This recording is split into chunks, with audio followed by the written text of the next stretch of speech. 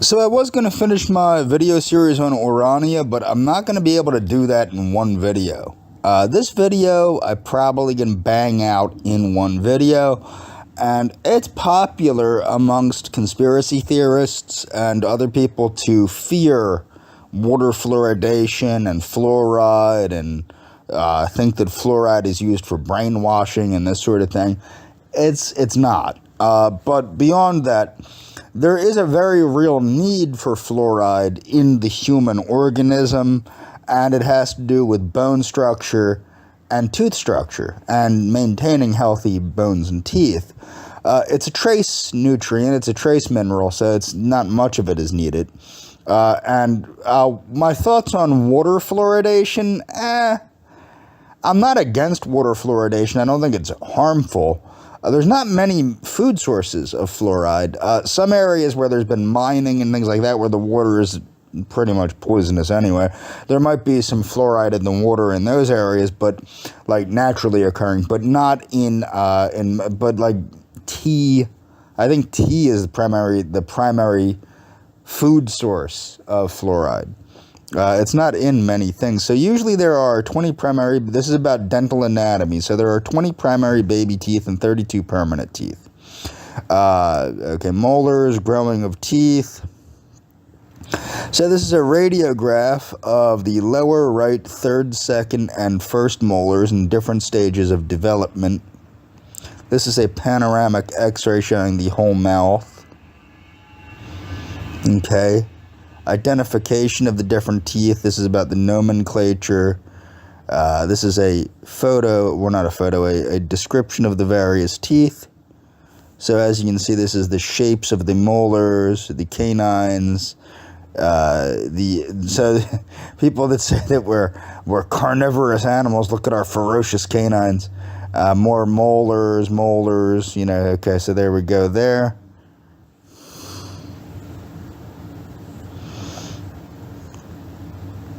Okay, so anatomical landmarks. Okay, so this is the gum line. You'll see the gum line. So the jawbone. So this is, it actually explains. Okay, so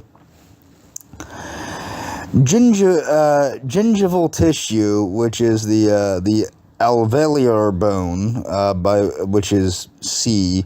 Fibrous attachments, the gingival fibers, which is the gums. Run blah blah blah into the gingivae, blah blah blah, that's the gums, yada yada yada. The gum line is the most important thing to keep clean, honestly. The term crown of the tooth can be used in two ways. The term anatomic crown, which is the tooth itself, or blah blah blah. Okay, that's not what's important. Okay, this is the cusp. Let me get to where I want to get to. Developmental grooves. Distinguishing characteristics of teeth. So here we go. This is the human tooth. Okay, so the enamel, which is what we need to keep nice and strong, and this is the role of fluoride. So humans, like most other mammals, are diphyodont, meaning that they develop two sets of teeth. The first set, deciduous teeth, are called primary teeth, baby teeth, or milk teeth. Normally, eventually, contains 20 teeth. Primary teeth typically start to appear around 6 months of age. Anatomy, this is going on the molars, blah, blah, blah, premolars, canine, incisors. This is about the dental anatomy field. Primary teeth, permanent teeth. So, as you can see here, the enamel is actually fairly thick. Now, under the enamel is the dentin. So, to protect the dentin, you need to protect the enamel and the gingiva, which is the gum, okay? Because if anything gets under that gum line and works its way into that root area, you're in for a world of pain, okay? And perhaps a serious illness. Now, before I start, I want to remind people I am not a physician. I'm not an MD, I'm not an ND, I am not a DO, I am not a chiropractor, I am not a DDS, I'm not a doctor of dental science or a medical dentist or anything like that. I'm not a nurse, I'm not a dental hygienist, I am not a physical therapist, I am not a chiropractor, nothing like that, not a nutritionist, not a dietitian, yada, yada, yada, yada, and on and on and on. This video is not medical or dental advice, okay? So, let's talk about the enamel. The enamel is the hardest and most highly mineralized substance of the body. It has its origin from the oral ectoderm, okay? It is one of the 4 major tissues which make up the tooth, along with the dentin, the cementum, and the dental pulp. It is normally visible and must be supported by underlying dentin. 96% of enamel consists of mineral, with water and organic material comprising the rest. So 96% of the tooth enamel is mineral, okay? It's inorganic mineral. The normal color of the enamel varies from light yellow to grayish white. At the edges of the teeth, where there is no dentin underlying the enamel, the color sometimes has a slightly bluish tone. Since enamel is semi-translucent, the color of the dentin and any restorative dental material underneath the enamel strongly affects the appearance of the tooth. Enamel's primary mineral is hydroxyapatite, which is a crystalline calcium phosphate. The large amount of minerals in enamel accounts not only for its strength, but also its brittleness. Dentin, which is less mineralized and less brittle, compensates for enamel and is necessary for support. So it has to be a little bit flexy and a little bit strong. Unlike dentin and bone, enamel does not contain collagen. Proteins of note in the development of enamel are amyloblastins, amylogenins, enamelins, tuftelins. It is believed that they aid in the development of enamel by serving as framework support among other functions. So moving forward. So this is about fluoride from Harvard School of Medicine. So fluoride is a trace mineral naturally found in small amounts in a variety of foods. It is most recognized for its role in preventing and reversing dental caries, meaning cavities, and building strong teeth and bones. Most fluoride is absorbed in the gut and stored in bones and teeth. Unabsorbed fluoride is excreted in urine. So keep that in mind. Unabsorbed fluoride is excreted in urine. Children absorb fluoride more efficiently than adults as their teeth and bones are rapidly forming. There is not a recommended dietary allowance for fluoride, as nutritional requirements have not actually been established. However, adequate intakes or amount assumed to ensure adequate nutrition have been established for adults 19 plus years of age at 4 milligrams a day for men and 3 milligrams for women. For women who are pregnant or lactating, it's only 3 milligrams. Okay? The tolerable upper limit for fluoride for all adults 19 years of age or over and pregnant and lactating women is 10 milligrams. Okay, so that's the upper maximum amount you can take in. So let's take a look here. So dental health. Dental caries often occur when a tooth decays from damage caused by bacteria or an infection. Bacteria digest and ferment food that remains in teeth, producing acid. The acid gradually wears down the outer protective tooth enamel. Over time, the decay can extend into the inner layers of the tooth or dentin. Bacterial acid quickly damages the softer dentin, causing an indent or cave, forming a cavity. If left untreated, cavities can lead to infections, tooth pain, and tooth loss, and are associated with weight gain, impaired quality of life, and even negative school performance. Obtaining adequate fluoride is proven to lower the risk of developing dental caries, as it has antibacterial effects, protects tooth enamel from breaking down, and supports healthy growth of the tooth. Community tap water has been fluoridated in the United States since 1945 for the prevention of dental caries. The current recommended amount is 0.7 milligrams per liter, which helps to reduce the risk of caries, but is also low enough to reduce the risk of developing fluorosis or fluoride toxicity. Fluoride supplements, toothpastes, and mouthwashes are also effective in preventing dental caries in children and may be used if fluoridated water is not available. The U.S. Preventative Services Task Force and the American Dental Association provide guidelines for fluoride supplements in children 6 months to 16 years, ranging from 0.25 milligrams to 1 milligram a day if the tap water supply contains little or no fluoride. Obtaining fluoride topically, such as brushing or rinsing with toothpaste or mouthwash containing fluoride, also effectively strengthens tooth enamel, so keep that in mind. Trace amounts of fluoride are found naturally in various foods, though people obtain most fluoride from fluoridated water and toothpastes. Brewed black tea and coffee actually contain fluoride as the plants absorb the mineral in the soil. Shellfish may contain fluoride that collects in their shells and mussels. So these are sources: brewed black tea and coffee, fluoridated water, canned shellfish like shrimp and blue crab, oatmeal, raisins, potatoes. Signs of deficiency.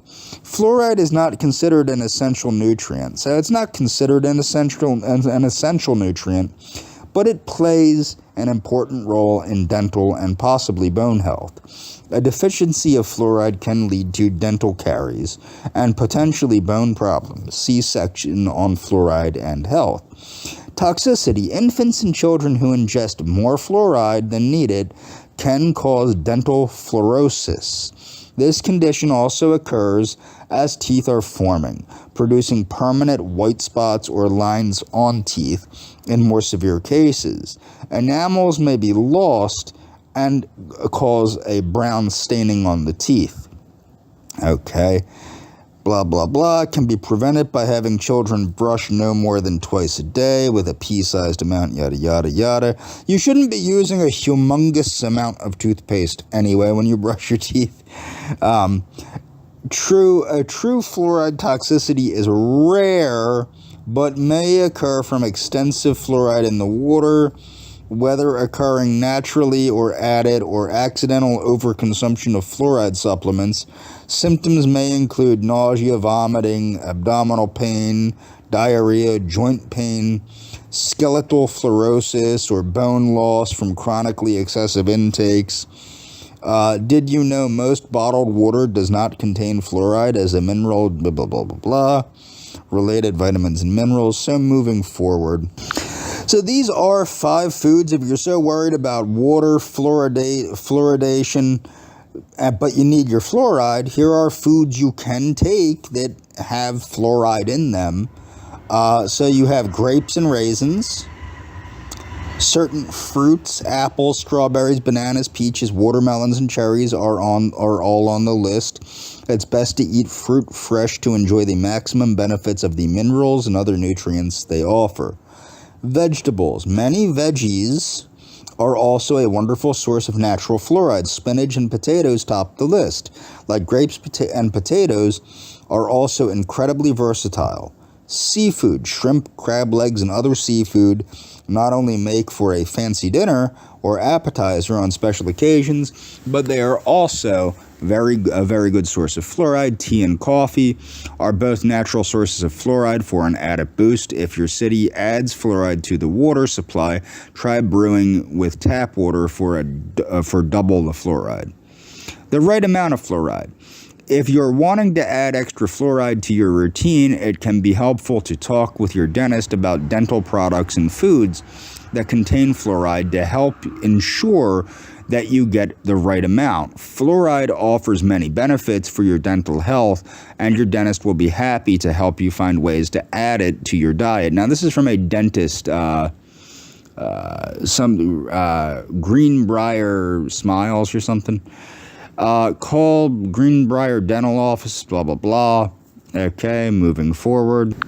So here's some more foods that contain fluoride. We've already gone over raw fruit, black tea and coffee, shrimp, crab, potatoes, grapes, raisins, and wine.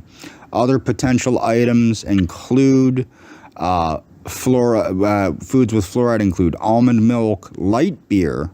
I don't know why regular beer doesn't. Black bean soup, white rice.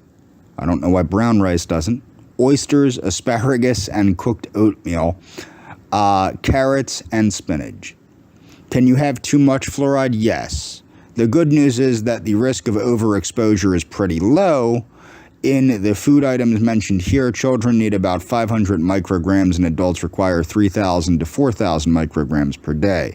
So that's 3 to 4 milligrams, whereas children only need about 0.5 milligrams, half that. Okay, half a milligram. Why is fluoride intake so important? Fluoride is beneficial for teeth because it reduces cavities in adults and children. It is absorbed into your teeth enamel or your teeth's enamel. The mineral that then goes to work replenishing your teeth's supply of phosphorus and calcium. This is important because phosphorus and calcium work together to keep your teeth strong. The technical name for this process is remineralization. Fluoride also helps stop tooth decay, thereby because it helps, remember, it's antimicrobial, thereby reducing the risk of developing cavities. If you aren't convinced by now, just ask your dentist in Houston. Okay. So, moving forward. So, this is about water fluoridation. Okay.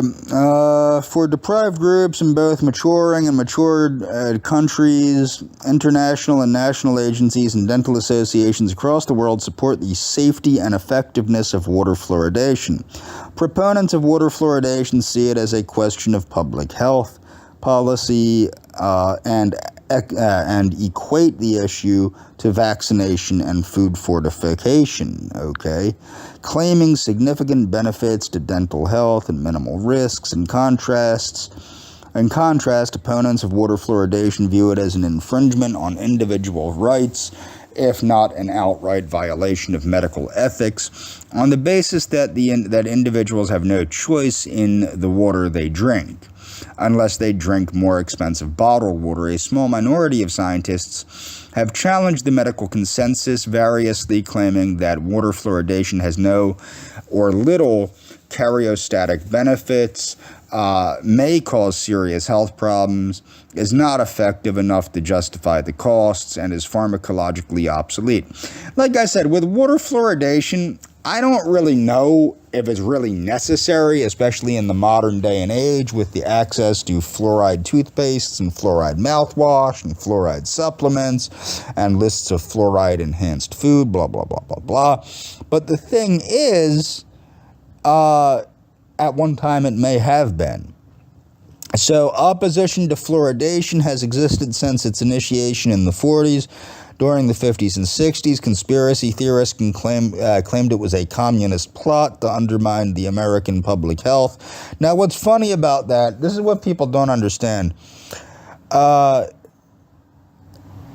don't know if there was water fluoridation in communist countries. I tend to doubt it, but there were public health measures taken in communist countries for the benefit of the the citizens of those countries.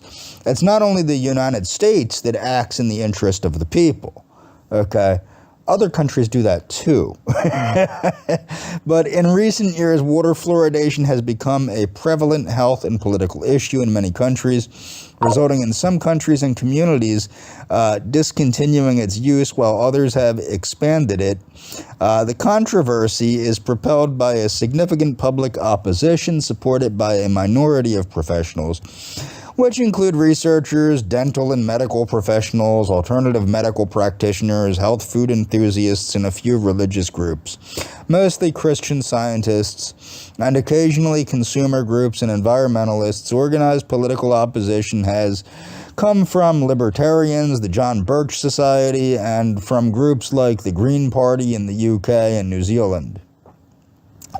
Public water fluoridation was first practiced in 1945 in the U.S., blah, blah, blah, blah, blah. Medical consensus. National and international health agencies and dental associations throughout the world have endorsed water fluoridation as safe and effective. Okay, blah, blah, blah, blah, blah, blah, blah, blah, blah. Moving on. So, ironically, what I find hilarious is a lot of people nowadays like to say that water fluoridation is not a communist plot, but a National Socialist plot, and that it was used by the NSDAP in Germany to brainwash the citizens, and that's why everybody fell under the Svengali spell of the NSDAP, yada, yada, yada.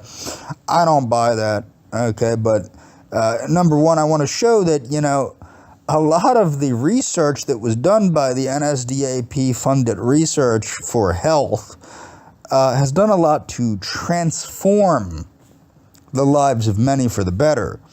So there are few corners of scientific progress that are not tainted at some point in their history by immoral or unethical behavior. Physics, biology, zoology, medicine, psychology, vaccine science, anthropology, genetics, nutrition, engineering, all are rife with discoveries made in circumstances that can be described as unethical, even illegal. How should we feel about making use of that knowledge, especially when it could be of great service to civilization and can save lives? You might also like blah, blah, blah. So von Braun's presence on the Apollo program was no outlier.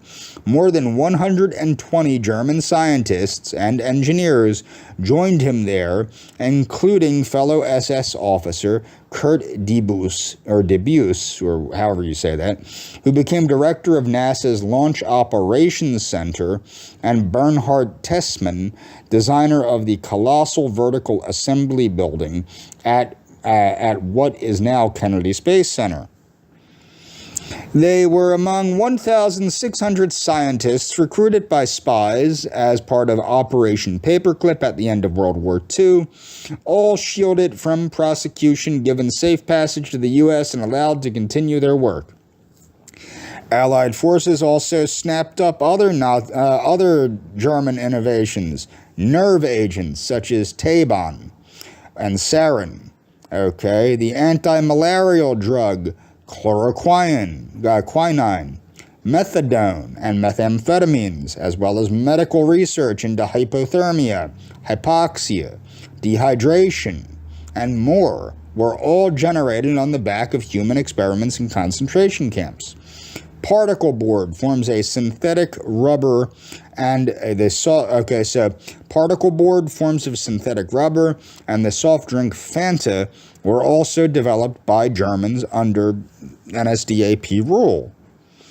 Werner von Braun was one of a number of German scientists, but this was far from a one-off injection of unethical research into the scientific record. For 40 years, starting in 1932, researchers at Tuskegee University in Alabama tracked progress of syphilis in hundreds of poor black men, none of whom were given a diagnosis or treatment despite the antibiotic penicillin, which could cure the disease being available at the time. U.S. doctors, blah, blah, blah, blah. They intentionally infected patients, yada, yada, yada.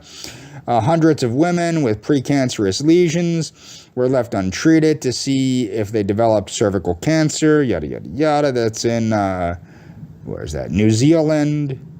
On and on and on. So moving forward. So this is the polio vaccine, now saves the lives of millions. So meanwhile, Tuskegee, yada, yada, yada, da, da, da. It can be tempting to think that unethical medical practices are a thing of the past, that modern medicine's tangle with immorality has an apparent blip in the mid-20th century, and that as we move further from this time, the work performed then will fade into scientific irrelevance. From now on, we might tell ourselves all our data collection will be above board and our discoveries ethically sound. Unfortunately, that's not the case. Okay, bad example. The urge to do some good with data, even if it was obtained in an unethical way, comes with its own problems. Aside from carrying the weight of complicity, does using the findings tell current and future researchers that it's better to seek forgiveness than ask permission, yada, yada, yada, yada, yada, yada? I think it's unethical not to use research findings that could benefit society and civilization if it was found in an unethical way. Because what you're saying is that the people that suffered for that research suffered for nothing. Moving forward. So this is about lifestyle, health, and health promotion in the NSDAP-run Germany and German-occupied Europe, okay? What you need to understand here is this.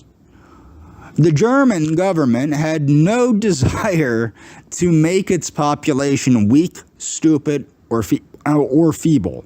Quite the reverse. Quite the reverse. Their goal was to make their population very Spartan, very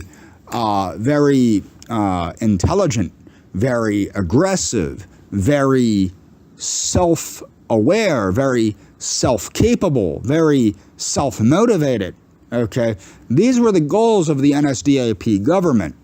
Okay, so it may seem paradoxical that the robust identification of one of the most important environmental causes of disease of the 20th century occurred in a totalitarian state. The first case control. Now, a lot of great scientific and medical discoveries have been made in both the NSDAP and the Soviet Union, okay? It has to do with the way research was funded. There was a lot better funding of research in these areas than in the United States. The only reason the United States started to fund things like these other countries, because in order to keep up, like what I like is a lot of people talk about how great capitalism is, and they'll use the space program as an example of how great capitalism is over communism. They're ignoring the fact that most of the science used was created by National Socialist scientists, and that it was publicly funded. The same can be said about our military research, which is done by DARPA, or the pharmaceutical research, which is done by public funding to universities. So when the examples that people try to use to show how great capitalism is, upon even minor investigation, it shows not how great capitalism is, but how wonderful socialism is, and public funding of research is, and a mixed system is. A socialism/capitalism system, a system similar to that of the NSDAP Germany, okay? The first case control study of smoking and lung cancer originated in NSDAP Germany in 1939 and found that heavy smoking was strongly associated with lung cancer, okay? I don't think that was very hard to understand, but they were the first to understand it. Okay, so the NSDA, okay, wait, so such research occurred against a backdrop of considerable official concern in Germany. So this is the thing, people are like, well, they were fluoridating their water to control the minds of their citizens. They didn't want to control the minds of their citizens. They wanted their citizens to be strong and healthy and smart. So what they were concerned about was the health-damaging effects of smoking. So Dr. Leonard Conti, the Reich Health Führer, established the Bureau Against the Dangers of Alcohol and Tobacco in 1939. Here we have the Bureau of Alcohol, Tobacco, and Firearms. In Germany, they had the Bureau Against the Dangers of Alcohol and Tobacco. In 1942, the Institute for the Struggle Against the Dangers of Tobacco was established at the University of Jena, where a second case control study of smoking and lung cancer was carried out. This was a convincing investigation in which the authors showed a sophisticated understanding of the potential biases that could distort epidemiological findings. The institute from which this study was run was supported by 100,000 Reichsmark of the dude that ran Germany's personal finances. So he personally paid for it out of his own pocket with 100,000 Reichsmarks because of how strongly he supported the health of the average citizen. He wasn't trying to control them or brainwash them or fluoridate their water to make them lethargic or anything like that. So, as well as research on smoking, there was much anti-smoking health promotion in Germany. The Youth League and the League of German Girls disseminated anti-smoking propaganda. And in 1939, Hermann Göring issued a decree forbidding the military from smoking on the streets and during marches. So they were no longer allowed to smoke on the streets or during marches or brief off-duty periods. In 1942, the Federation of German Women launched a campaign against tobacco and alcohol misuse. So they wanted to get rid of alcohol and tobacco, similar to the U.S. temperance movement. Okay. Such campaigns were backed by legislation, and smoking was banned for both pupils and teachers in many schools. So both pupils and teachers were banned from smoking, making smoke-free environments like we now have in the U.S. From July 1943, tobacco use was outlawed in public places, similar to what we're seeing now in the United States, for anyone aged less than 18 years. So if you were under the age of 18, you were not allowed to smoke in public spaces. It was considered criminal negligence if drivers were involved in crashes while smoking. In 1944, smoking was banned on trains and buses in cities. It was also prohibited in many workplaces, public buildings, hospitals, and rest homes.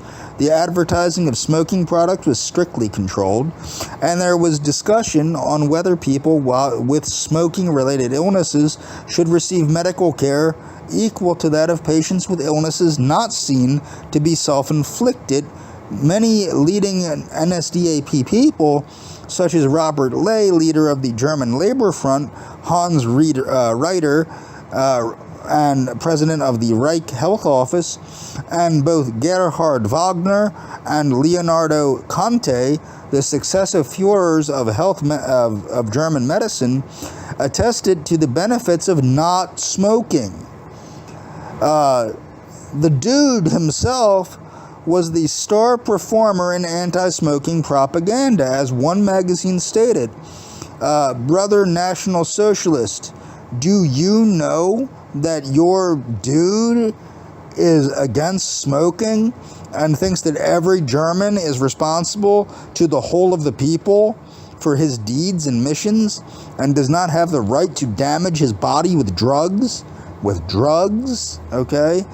Smoking, so they weren't trying to drug the population, quite the reverse. Smoking was only one of the health-related behaviors that received attention in Germany. The consumption of alcohol was strongly campaigned against. Fruit and vegetable consumption was strongly encouraged, as was the use of wholemeal bread, the avoidance of fat. A key figure in German medicine, Erwin Leek, predicted that cancer would come to be seen as a product of diet. The consumption of whipped cream seems to have been a particular target. Disapproval. The official newspaper of the SS, Das Schwarze Korps, which means the Black Corps, reported on German tourists in Austrian coffee houses and said that anyone would think Greater Germany was only created so that this raving Philistine rabble can wolf whipped cream. A prominent pro-militarist slogan read, "Fighting power or whipped cream." Considerable interest was shown in the notion that poor intrauterine environment would have long-term deleterious effects on offspring. A 1942 health manual proclaimed mothers, "You must absolutely avoid alcohol and nicotine during pregnancy and when nursing. They hinder, they harm, they disrupt."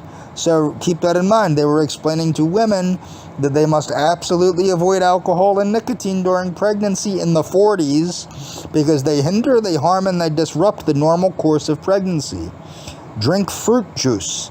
A public health film exhorted the German people that they can and must maintain their health through a sensible lifestyle, similar to that which was promoted by the Seventh-day Adventists. This is an anti-cigarette campaign that says, "He doesn't eat her, she devours him. The cigarette eats him." It's a cigarette eating a man. You can see his head is inside the filter there. In NSDAP Germany, considerable research and anti-smoking health promotion was carried out. The consumption of alcohol was strongly campaigned against, yada, yada, yada. Clearly, there were considerable links between the promotion of particular lifestyles and the racial hygiene movement. Tobacco and alcohol, similar to John Harvey Kellogg in this country. Tobacco and alcohol were seen as genetic poisons, and they are. They affect the epigenome and the genes themselves, leading to degeneration of the German people, and all people for that matter. Since racial hygiene has been so strongly linked to the horrors, particularly the murder campaigns against certain people, they call the Romani travelers instead of Romani, and those deemed to be mentally and physically defective. There was resistance to the authoritarian control of lifestyles. Moving forward.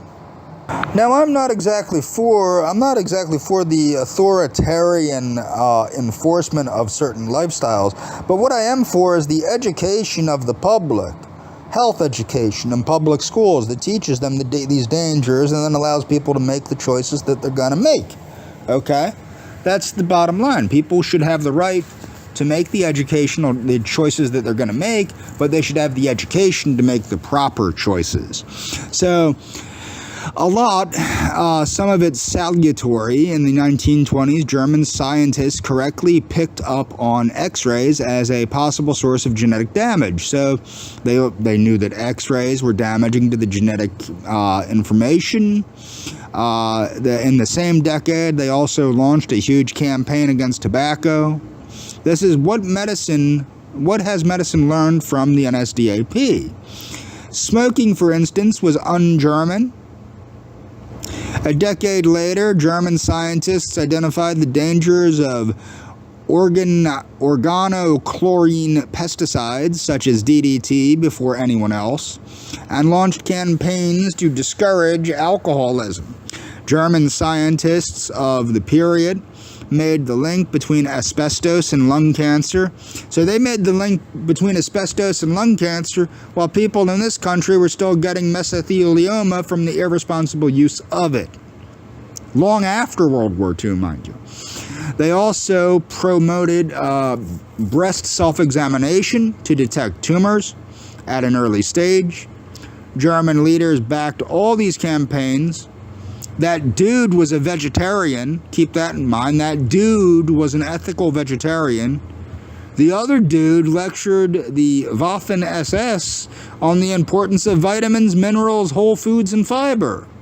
So that other dude would lecture the Waffen-SS on the importance of vitamins, minerals, and whole foods, as well as fiber. The question arises, because the American Medical Association yesterday announced a series of lectures on German medicine at medical schools around the U.S. The lectures have been organized in association with the U.S. Holocaust Memorial Museum, and the collaboration coincides with the American exhibition called, quote, Deadly Medicine, Creating the Master Race. Alan Wells of the American Medical Association says during the 1930s, the German medical establishment was admired as a world leader in innovative public health and medical research. That's because they were. The question we want to examine is, how could science be co-opted in such a way that doctors as healers evolved into killers? Now, what you need to understand is, isn't this not what we should be asking now with the way that they are utilizing doctors to kill people? In euthanasia programs in Canada and Hawaii. In fact, in Hawaii, they have recently, doctors who refuse to kill people, they're now allowing nurses the ability to kill people. Okay? So, I mean, it's insane. So we're not taking the positive aspects of the German research into medicine and encouraging vegetarianism and the use of vitamins, minerals, whole foods, dietary fiber. We're not doing that. But what we are doing is we are encouraging doctors to murder people through euthanasia programs. That's what's going on in Canada and Hawaii, and who knows, pretty soon, probably throughout the entire United States. One reason doctors today are so concerned about racial and ethnic health disparities is because our codes of ethics demand. Now, what's funny is they're concerned about health disparities in Canada, stating that the denial of the mentally ill having the right to kill themselves under the euthanasia laws of Canada would be discriminatory against the mentally ill. That's considered a health disparity in Canada today. Keep that in mind. Okay. And we're going to move on here. So this is more on fluoride and dental health. So fluoride is a mineral that occurs naturally in soil, water, and air that has been shown to prevent cavities or tooth decay for the past several decades. Fluoride has been added to community water supplies, yada, yada, yada. It's just rehashing, brush with fluoride toothpaste. So this one here is about fluoride and oral health. You can read this on your own. So another form of fluoride, stannous fluoride or tin fluoride, is effective against gingivitis. Okay, that's important. So this one's effective against gingivitis, this type, not sodium fluoride, stannous fluoride. So what you'll see is after a 24-week period, over 2/3 of the subjects get treatment, yada yada, demonstrating a level of bleeding the potentially representative. So it has a prophylactic effect, apparently, against gingivitis. That's stannous fluoride. You can read this on your own when you'd like to. So a lot of people got into this oil pulling bullshit. I like to do what I call fluoridated mouthwash pulling, where I rinse my mouth out for 10 minutes a day with fluoridated mouthwash. It exercises the facial muscles, and on top of that, it cleanses the whole mouth with a small dose of sodium fluoride, which disinfects basically the entire oral cavity and strengthens the fluoride in my mouth, okay, or the enamel in my teeth. So fluoride mouthwash does have benefits. It is proven to work, okay. So another benefit of fluoride. So a study done through school-based fluoride mouthwash program indicated that the use of 0.2% sodium fluoride solution, okay, decreased tooth decay by over half, okay. So this one here, according to this study, the use of 0.2% sodium fluoride mouthwash, which is a normal amount of fluoride, has been successfully shown in elementary schools. Such a program can play an important role in the improvement of oral and dental health among school-aged children. So why the fuck should you care about your oral health? Well, Gum disease can cause cardiovascular disease. The bacteria that infect your gums and cause gingivitis and periodontitis also travel in the blood vessels and elsewhere in the body. They cause blood vessel inflammation and damage tiny blood clots. They cause tiny blood clots, heart attack, and stroke, and that may follow, killing you. So you should probably care about your oral health. Now, I chewed tobacco from the age of like 10 to the age of, Jesus Christ, like 30. Okay, now not once did I lose a tooth, not once did I develop gum disease from chewing tobacco. Okay, the reason why was because I had good oral hygiene. Okay, now I am certainly not recommending people chew tobacco. It's a disgusting habit, and it carries with it numerous other health risks, including gum disease, gingivitis, cancer, etc. But what you need to know is you need to keep your teeth and gums clean, flossing, brushing, and, in my opinion, I'm not a dentist, but in my opinion, the prudent use of a fluoridated mouth rinse. So having gum disease increases your risk for many problems other than tooth loss. Wow, wouldn't you know that? So the American Dental Association recommends that you brush your teeth twice per day, floss at least once per day, and get a dental exam and cleaning regularly. Blah, blah, blah, blah, yada, yada, yada. To add to the list, yada, yada, summarize, da, da, da, da, da, da, da, da, da. So by having dirty gums, infected gums, and bad teeth, this can cause risks of cancers of the stomach, of the esophagus. Okay, it can do that. So by you not caring for your mouth, part of that is the use of fluoridated toothpaste, fluoridated mouthwash, okay? Part of that is healthy nutrition. By you not doing that, you're increasing your risk of heart disease and cancer. This goes into biomineralization. This is a dynamic process, yada, yada, yada. I don't really feel like reading this whole thing, but what you're going to have to understand here is remineralization of your teeth needs to take place in order for your teeth to exist. Okay, that's a necessity. For your teeth and bones to be alive, they need to be remineralized. Okay, so this can be read on your own, and that'll do it for this video. I hope you understand now why I use fluoride mouth rinse, why I use fluoride toothpaste, and why I drink fluoridated water. And it's not because I'm trying to brainwash myself.